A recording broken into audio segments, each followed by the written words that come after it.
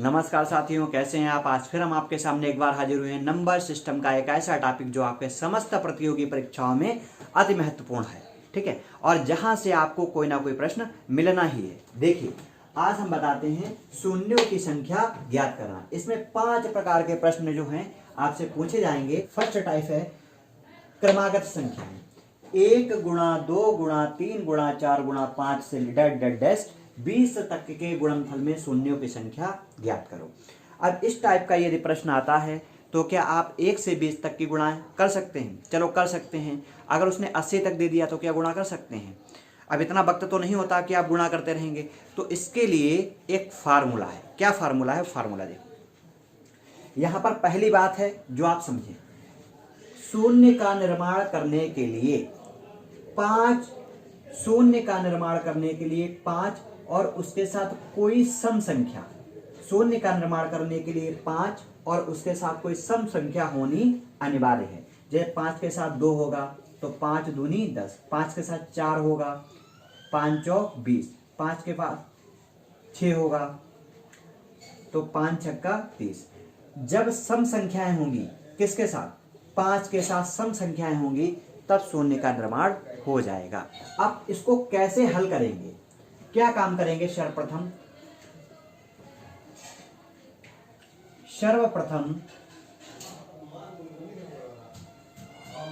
दी गई संख्या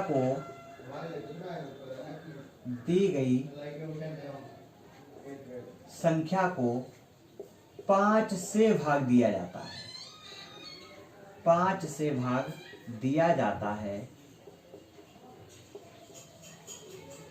और जब तक भाग दिया जाता है, जब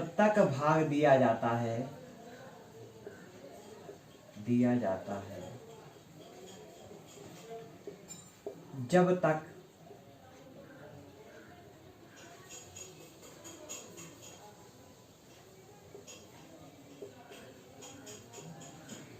सर्वप्रथम दी गई संख्या को 5 से भाग दिया जाता है और तब तक भाग दिया जाता है जब तक भागफल 5 से कम ना हो जाए। 5 से कम ना हो जाए। कैसे? ये 20 है, 20 को किससे डिवाइड करेंगे? 5 से डिवाइड करेंगे। 5 चौक 20। अब देखो, यदि आप 5 को 20 से डिवाइड करोगे तो 5 चौक 20, आपका जो भागफल आया वो कितना आया? 4 आया, और जो कि 5 से कम है, ठीक है। तो आपकी जो इसमें शून्यों की संख्या हो जाएगी वो क्या हो जाएगी? आपके शून्यों की संख्या हो जाएगी 4, ठीक है। इस टाइप का यदि प्रश्न आ जाता है तो आप यहां से हल कर लेंगे। अगला प्रश्न है, अगर वो 20 की जगह पर 60 कर दे। अगला प्रश्न क्या है? अगला प्रश्न है, यदि वो 20, अब यहां पे कितना कर दे? 60। 1 2 3 से लेकर 60, ये क्रमागत संख्याएं होती हैं, ठीक है, क्रमागत संख्याएं होती हैं। और कहां तक पूछा है? कि 60 तक पूछा है कि गुणनफल में शून्यों की संख्या ज्ञात करो। तो कैसे ज्ञात करोगे? वही तरीका है, 60 को पहले 5 से डिवाइड करोगे। जब 5 से डिवाइड करोगे तो 5 एकम 5, 5 दूनी 10, कितना आया? 12। लेकिन 12 जो आया ये 5 से बड़ा है, तब आप फिर 12 के लिए 5 से भाग करोगे। अच्छा, 12 के लिए फिर दोबारा 5 से क्यों भाग करना पड़ा? क्योंकि जो भागफल आया है वो 5 से बड़ा है। अब 5 दूनी 10, अब की बार कितने बार जाएंगे? 2। अब देखो, 5 दूनी 10। अब आपने जब 5 को 12 से डिवाइड किया तो 5 दूनी 10, अब की बार भागफल कितना आया? 2 निकल के आया। भागफल भी आपका 2 आया, और 2 जो आया वो 5 से छोटा है, तो अब की बार आपको भाग करने की कोई भी जरूरत नहीं है। तो पहले भागफल आया था 12 और दोबारा में भागफल आया था 2, तो 12 और 2 को जोड़ दिया, कितना हो जाएगा? 14। अब की बार आपकी जो शून्यों की संख्या हो जाएगी वो कितनी हो जाएगी? 14, ठीक। तीसरा सवाल देखते हैं। अब की बार क्या है? 1 गुणा 2 गुणा 3 से लेकर 500 तक के गुणनफल में शून्यों की संख्या आपसे पूछी गई है। तो कैसे निकालोगे? फिर वही तरीका है, पहले 500 को आप किससे डिवाइड करेंगे? 5 से। 5 एकम 5, आपका कितना आया भागफल 100। इसका मतलब होता है डिवाइड करना, ठीक है। जब आप 5 को 500 से डिवाइड करोगे, डिवाइड ऐसे किया जाता है, 5 को जब आप 500 से डिवाइड करोगे तो 5 एकम 5, 2 जीरो जो बचेंगे वो उनको यहाँ पे लगा देंगे और आपका ये होता है भागफल। ये क्या होता है? ये होता है भागफल। और यहाँ पर क्या लिखते हैं? भागफल। आपका भागफल कितना आया? 100 आया। लेकिन 100 तो 500 से बड़ा है ना, तो 100 को फिर दोबारा आप 5 से डिवाइड करेंगे और कब तक डिवाइड करते रहेंगे? जब तक कि जो आने वाला भागफल है वो 5 से छोटा ना हो जाए। अब 5 दूनी 10। अब की बार कितना आया?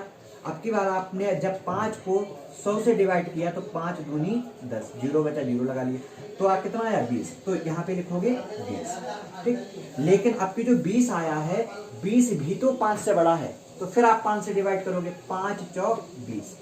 अब जो 4 आया भागफल, अब ये क्या है? यहाँ पे लिखेंगे 4, ठीक। जब हमने 20 से 5 को डिवाइड किया तो कितना आया? 4, और 4 को भी यहाँ लिख दिया। लेकिन अब देखेंगे कि जो 4 आया आपका भागफल, ये 5 से छोटा है, तो आगे भाग करने की कोई भी आवश्यकता नहीं है। 100 और 20, 120 प्लस 4, 124। आपका जो आंसर हो जाएगा वो हो जाएगा 124। अब अगला प्रश्न है 2 गुणा 4 गुणा 6 गुणा 8 गुणा 10 डैट डैट डैश गुणा 30 तक के गुणनफल में शून्यों की संख्या कैसे बताएंगे, ठीक है।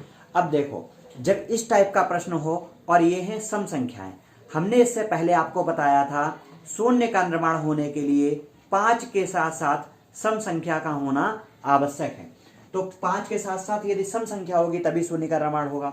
अब 30 तक की संख्याएं हैं तो 30 तक 15 होंगी सम संख्याएं और 15 होंगी विषम संख्याएं। अब हम क्या काम करेंगे? फिर बस वही तरीका है हमारा। 15 को किससे डिवाइड करेंगे? 5 से।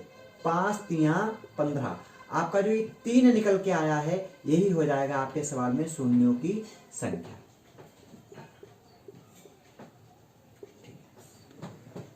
अब अगला प्रश्न है 2 गुणा 4 गुणा 6 गुणा 8 गुणा 10 से लेकर 500 तक के गुणनफल में शून्यों की संख्या ज्ञात करो।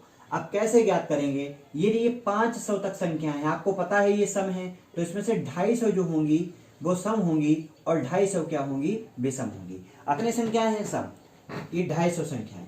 अब हम क्या काम करेंगे? 250 में 250 को फिर से 5 से डिवाइड करेंगे, 5 25। कितना आया निकल के? 50। अब ये जो 50 आपका निकल के आया, ठीक। अब 50 को फिर हम दोबारा किससे डिवाइड करेंगे? 5 से। अब 5 दसावन 50, फिर आपका 10 आया।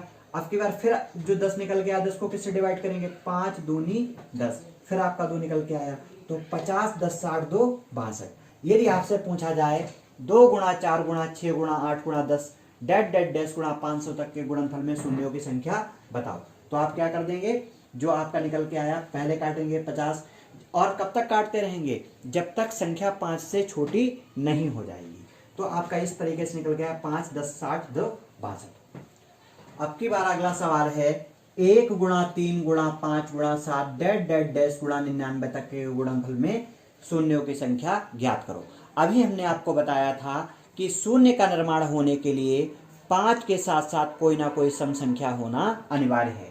अब देखेंगे 1 भी है, 3 भी है, 5 भी है, 7 भी है, लेकिन यहाँ पर कोई भी सम संख्या नहीं है। जब सम संख्या नहीं होगी तो यहाँ पर जो आपके शून्यों की संख्या है वो कितनी हो जाएगी?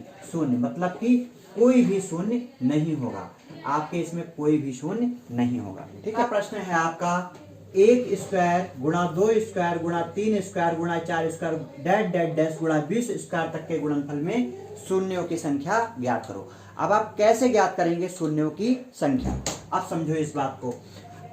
तरीका इसका वही है जो पहले हमने आपको बताया था। आप क्या काम करेंगे? ये क्रमागत संख्याएं हैं, लेकिन बस फर्क इतना है इस पे आपको स्क्वायर चढ़ा दिया गया है, ठीक है। तो आप 20 को 5 से डिवाइड करेंगे, 5 चौक 20। 5 को जब आपने 20 से भाग किया तो कितना है? 5 चौक 20। आपका जो 4 निकल के आया है, अब इसका आंसर 4 नहीं होगा क्योंकि इसमें क्या चढ़ा है? स्क्वायर लगा हुआ है। तो आप जो स्क्वायर लगा है ना, इस स्क्वायर को किससे गुणा कर देंगे? 4 से। अब आपका जो आंसर आएगा वो हो जाएगा 8। तो इस टाइप के प्रश्न जब पूछे जाए तो आप जो स्क्वायर होगा तो 2 से गुणा कर देंगे, अगर घन होगा तो 3 से गुणा कर देंगे, ठीक। अब हम एक इस टाइप का सवाल और देख लेते हैं। देखो अब की है 1 स्क्वायर गुणा 2 स्क्वायर गुणा 3 स्क्वायर गुणा 4 स्क्वायर। डैश डैश डैश गुणा 200 स्क्वायर, टाइप वही है। अब हम क्या काम करेंगे, वही काम करेंगे ना, पहले 200 को 5 से डिवाइड करेंगे, 5 चौक 20, ठीक। उसके बाद जो आपका 40 आया है, 40 को फिर 5 से डिवाइड करेंगे, 5 अट्ठो 40। आपका आपकी बार जो 8 आया है, फिर इसको 5 से डिवाइड करेंगे, 5 एकम 5। अब आगे बार जाने वाला नहीं है, तब हम क्या करेंगे, 40 को प्लस 8 को और प्लस 1 को, 40 को 8 को और 1 को, इनको सबको ऐड कर देंगे। जब जोड़ेंगे तो हमारा जोड़ कितना आएगा, 49। हमने बताया था घात कितनी है, 2 घात है, जो घात होगी इसको इससे गुणा कर देंगे। अब हमारा आंसर आ जाएगा 49 दूनी 98। हमारे शून्यों की संख्या कितनी हो जाएगी, 98। बात समझ में आई। जब स्क्वायर होता है, क्रमागत संख्याएं हो, स्क्वायर होता है, तब क्या काम करते हैं, तरीका वही है। पहले 200 को, यहाँ भूल जाते हैं कि स्क्वायर है, 200 को 5 से डिवाइड करते हैं, जो आता है, फिर उसको 5 से डिवाइड करते हैं, फिर जो आता है, फिर उसको 5 से डिवाइड करते हैं, लास्ट में 40 8 1 को जोड़ दिया जाता है और जोड़ने के बाद 2 से गुणा कर दिया जाता है, हमारा आंसर सही सही आ जाता है, ठीक। अब आपका है लास्ट टाइप, ठीक है। क्या है, इससे पहले हमने जो सवाल देखे थे वो स्क्वायर वाले थे, लेकिन ये है क्यूब वाले। 1 की घात 3, 2 की घात 3, 3 की घात 3, 4 की घात 3, डैश डैश डैश गुणा 200 की पावर 3। अब इसमें भी वही काम करेंगे जो उसमें किया था। जब 200 को 5 से डिवाइड करेंगे तो 5 चौक 20, आपका कितना आया, 40 आया, ठीक। फिर 40 को 5 से डिवाइड करेंगे, 5 अट्ठो 40। अब फिर आपका कितना आया, 8 आया, 8 को फिर 5 से डिवाइड करेंगे, 5 एकम 5। जब हमने डिवाइड किया तो पहले 40, फिर 8 और फिर 1, टोटल आया आपका 49। उसमें पावर कितनी थी, 2 थी, तो हमने 49 को 2 से गुणा कर दिया था, लेकिन अब की आपकी पावर है 3, तो आपको हम 3 से गुणा कर देंगे, ठीक है।